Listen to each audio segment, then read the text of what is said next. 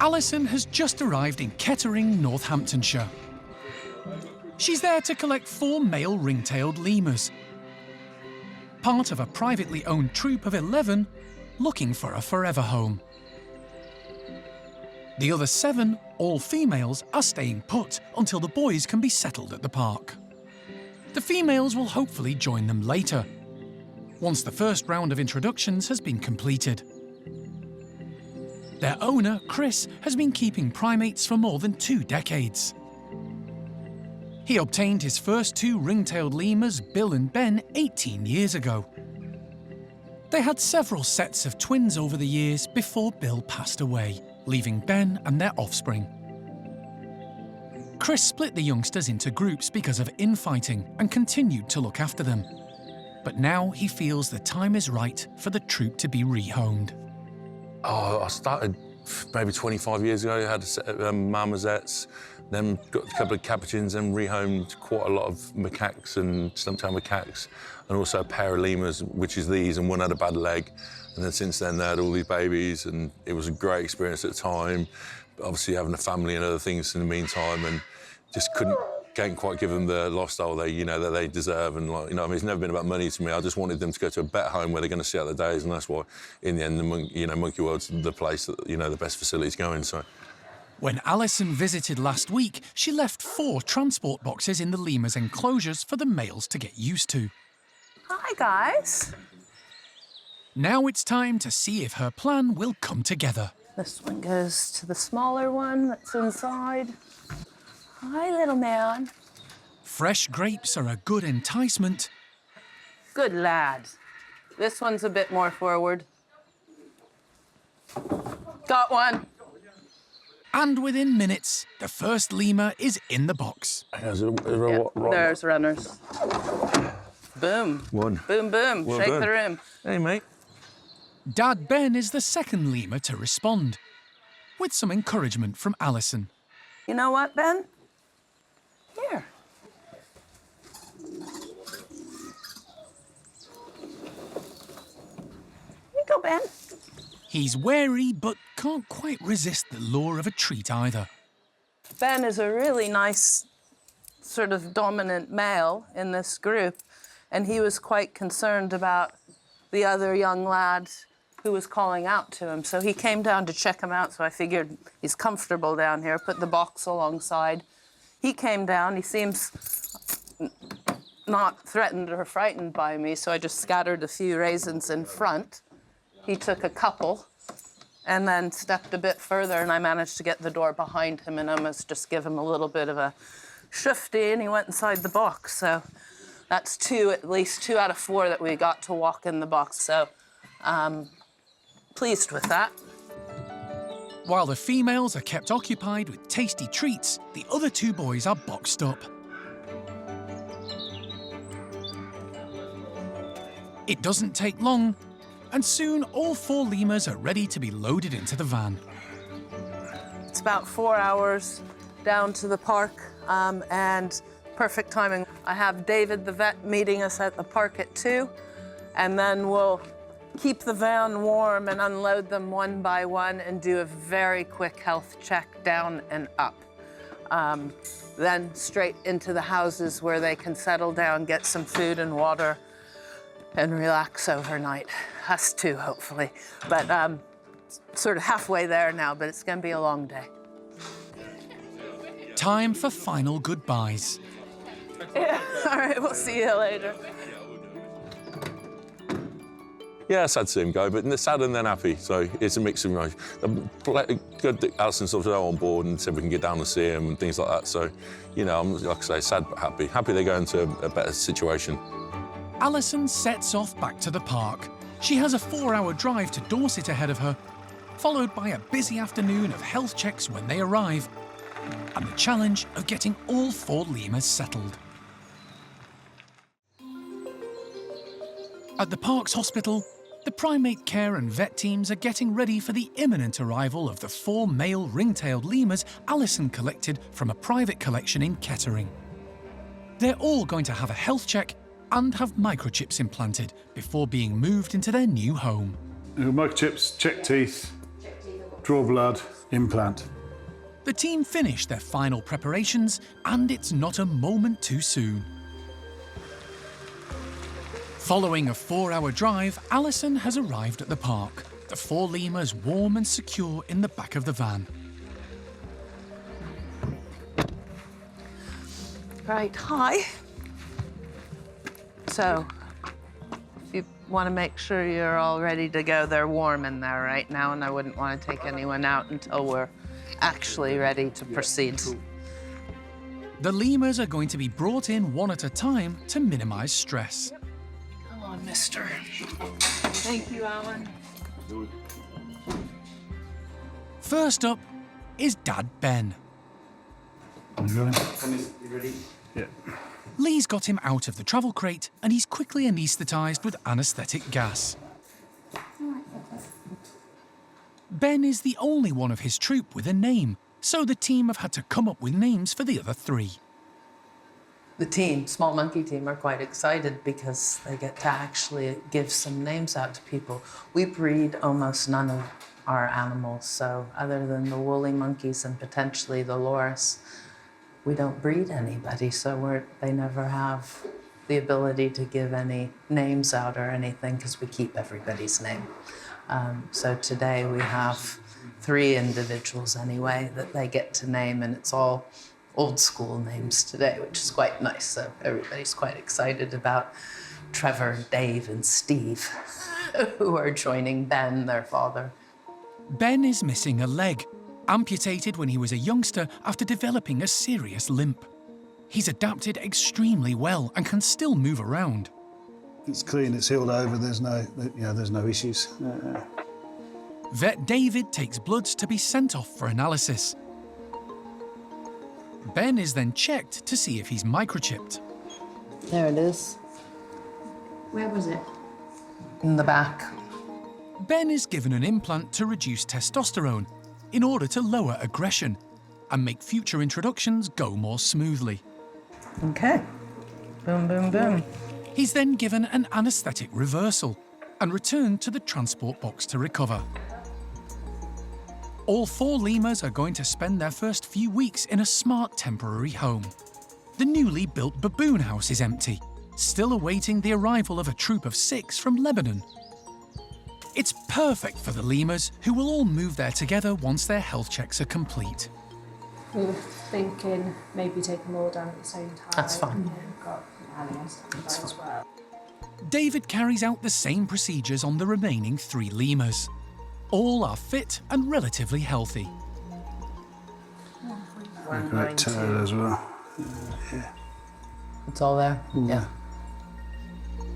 With the checks over, and David satisfied they're fit to be moved, all 4 are loaded back into the van for the short trip across the park to the baboon house.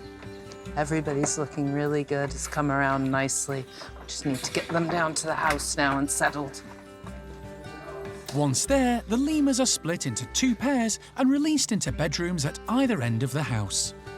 Gone really well, and everybody's just done an amazing job. You know, Chris for sort of helping catch them up, getting us on the road, getting back here, doing the health checks. That all went really nice and smooth. Everybody's fit and healthy, so really pleased. It's been a long day, and the lemur population at the park has increased by 50%, with potentially even more to come. It's been almost 3 weeks since Alison collected 4 male lemurs from a private collection in Kettering. They've settled in well at their temporary home, the baboon house, newly built for 6 of the species stuck in the Lebanon and awaiting rescue. The primate care staff now have the challenging task of introducing the 4 new arrivals to the rest of the park's lemurs. They've decided to do it in stages, and earlier in the week, 3 of the park's original lemurs, Himal and twin brothers Indiana and Sirius, were brought across from Malagasy to join the newbies. Our 3 older boys, Indiana, Sirius and Hamal, all of whom have got a few sort of health issues and things, they already get a bit of a hard time from our young twins. So we're thinking if we can get them in with the new boys first, then maybe they'll have a nice new sort of alliances. And then when the more boisterous boys get added to the intro group, they'll be coming in with the old boys already having support. The 4 new male lemurs, Steve, Trev, Ben and Dave, were first mixed together as they'd been living in different groups. They were kept apart from the park's lemurs, separated by an empty bedroom. After a couple of nights, Himal, Indiana and Sirius were let into that bedroom to have a closer look at the newbies through the mesh, but without any physical contact. It all went reasonably well. All 7 remained calm, although Sirius was determined to scent mark and claim his new territory. Now the team have decided to move on to stage 2 of the introductions. Himal and Indiana are going to meet Steve, Dave and Ben. Trev, who attacked his dad Ben the other day, causing some damage, including a cut near his eye, has been separated off in a bedroom on his own for now. These things just come out of nowhere and they've not been together since. So we may put him in that mix in the thought that if we've got some of our boys in there, his focus is not going to be on Ben, because a one-on-one can sometimes just escalate it. So we're just going to gauge everybody's moods and go with the flow. Ali throws in a scatter of sweet corn to help keep the lemurs distracted. Then the team opens the slides, separating them all. Everything remains calm. Despite having only 1 leg, Ben is at ease moving around the branches with Himal and Indiana nearby. Steve's more interested in the food than meeting new faces. All the lemurs seem to be relaxed around each other. Although after a while, Dave does try scent flicking at Himal, who takes no notice. Hamal was brilliant there. Throughout the meeting, Trev can only watch on, seeing what he's missing. After a while, Dave starts to get a bit overconfident, and the team decide that's enough for one day. Dave seems a bit... The thing I'm thinking is he's gotten a bit cocky, and whether we've got 3 of our boys, he might think twice, but it can go either way. It's been such a good start, the team don't want things to start going downhill. Yeah, so you tell him. I was Indy telling him, no, mate. The boys. I think it was a bit of a mixed bag. There was quite a bit of tension.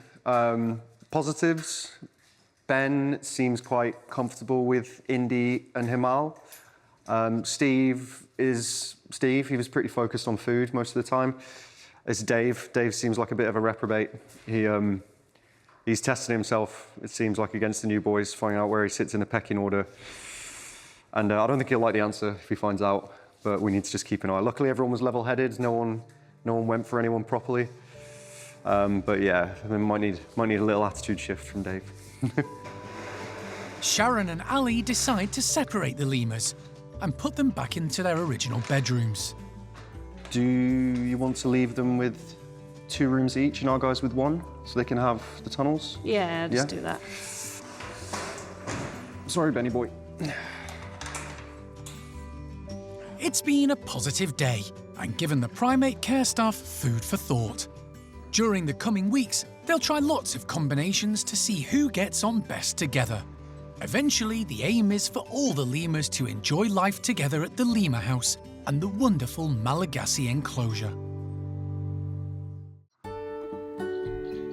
It's been more than a month since Alison collected 4 male lemurs from a private collection in Kettering and brought them back to Dorset. In that time, the team have been trying to introduce them to some of Monkey World's resident lemurs. However, Ben, the oldest newcomer and father to the rest, is at a disadvantage. He only has 1 leg, and it's become obvious that the large open space of Malagasy could prove too much for him to handle. So today, the primate care staff have boxed him up in a travel crate to move him to a new house and meet a potential new partner. His mobility for a one-legged animal is very good, but actually we feel it's going to be a bit too much of a risk considering having him at Malagasy, our big walk-through woodland enclosure. He gets about okay, but if he gets up to the top of one of our, 20, 30-foot trees and gets chased, he's not agile enough to get down safely in a hurry. So we think he might be a bit too much of a risk to live in the big woodland. So we're hoping to introduce him to our female fennel. She's a lovely older lady. She has some mobility issues herself. She's got a bit of arthritis. And we think that would be a really good friend for him to make, and we can potentially look at then having a sort of younger, more able group in our walk-through area, maybe having a little bit of a retirement pad elsewhere, so with Ben and Fennel, and then the option to add in a couple of our other older boys should they not fit into the intro group. So hopefully, because he's going up with just Fennel, the two of them will hopefully be eager to have a friend, and the intro will go smoothly, we hope. To help the introduction along, Ben and Fennel are going to meet in neutral territory at the Gwenan house. It has plenty of space indoors, as well as a large outside enclosure, which has trees more manageable for Ben. The staff will collect Fennel from Malagasy once they've released Ben into a bedroom. Good boy, good job. He's straight out, although a little bewildered. Just moved him up from the only home he's known so far at the park to a completely different house with completely different smells. So he's very nervous. We had a bit of panic poo and he's looking a bit sort of jittery, but that's to be expected. So I'm hoping that Fennel will feel the same way when we move her up here, and then actually seeing each other will be a bit of a comfort, and hopefully that'll mean that they're very keen to meet each other and be friendly. Ben starts to explore his new surroundings with some encouragement from the team. Putting a bit of banana in to welcome him up to this house has probably helped. And the windows in the Gwenan house are lower down, so he's getting the full sunshine through them, so he'll enjoy that too. But he'll also catch a glimpse of the Gwenans outside, which might freak him out a little bit, so we'll just keep an eye on that. But we'll have to go and get Fennel now, and hopefully the sooner that we can put some familiar-looking company next door, hopefully that will help him calm. The Gwenan family of 3 are all outside in the enclosure. This isn't the first time they've had a different species of primate as housemates. They lived with a lemur and his guard dog, aka Meetza the Patas monkey. So George and Meetza lived with the Gwenans for a while. Meetza protected George when the Gwenans got a little bit too close and was sort of his bodyguard. But they're used to seeing lemurs, so hopefully they won't be too reactive to these two. But these guys have never seen Gwenans before, so they might get a bit of panic from Ben and Fennel initially when they see these weird-looking new neighbours. Leaving Ben to settle in, the team head to Malagasy to collect Fennel. She's inside the overnight cage area with the rest of the troop, waiting to go out. The staff perform a one-at-a-time controlled release as part of the daily routine. This avoids any stress and gives the lemur's carers the opportunity to check them individually. You disappear also. Thank you.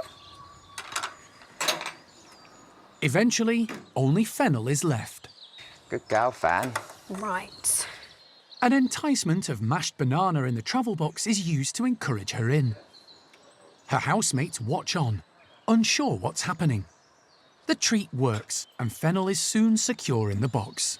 I thought she would probably be a bit more suspicious about walking into a box. She's been around the block a bit more. She's seen crates and vet days and things like that. So all in all, not too traumatic. No catching or anything required, so that's always nice.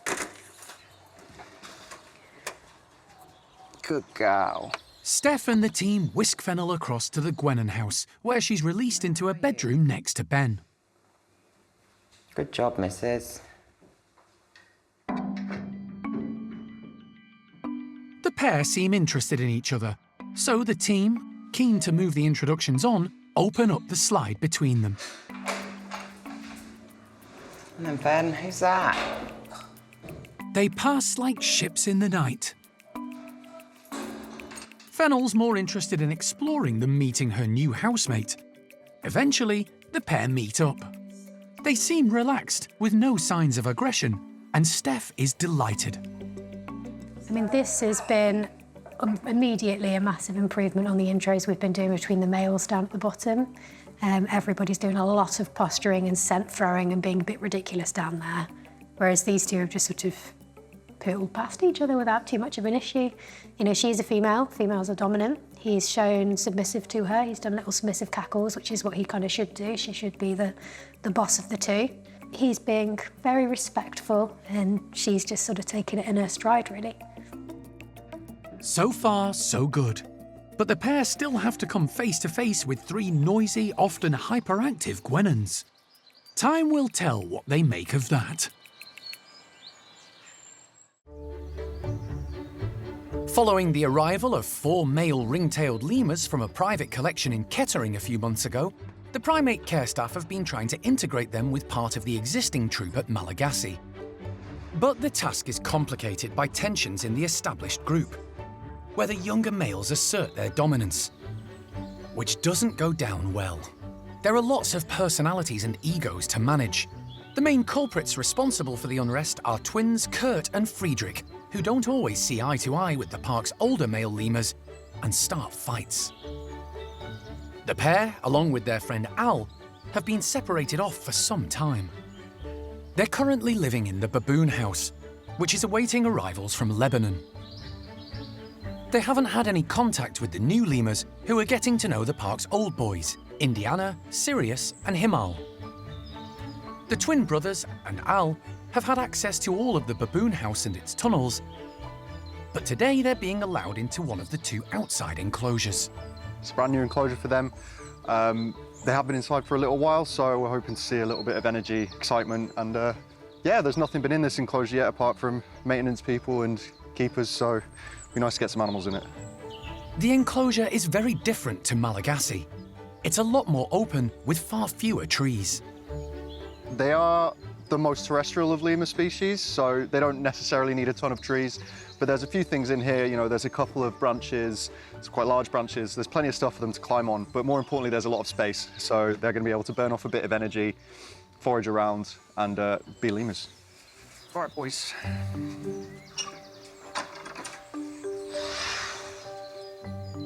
The trio are a little cautious as they head along the tunnel system. Go on. Going out into a new large open space is a bit daunting. In the wild, lemurs would be wary of predators such as birds of prey and snakes. After a few tentative looks, they take the plunge and head in, sticking together and hugging the fence line as they start to investigate. With each other as backup, they gain confidence and head further into the enclosure to start exploring, making a beeline for the old stumps and trees. Al and Kurt even climb up to the highest point for a good look. Lemurs have good eyesight and an even better sense of smell. You know, it's a brand new enclosure. They're taking time to figure out where the tunnels are, what they need to do to get in and out. And, you know, they're going around as a nice little trio. So, yeah, they're experiencing it all together, which is really good. They're not overly stressed. They seem far more curious than anything else, which is really nice. It's not just the new enclosure the 3 must get used to. They've new neighbours as well, with golden-cheeked gibbons and siamangs on one side, and a whole host of capuchins on the other. They have heard all of the animals, you know, making various noises. But yeah, to actually see them in the flesh will be a whole different thing. They're mostly used to jackdaws and squirrels.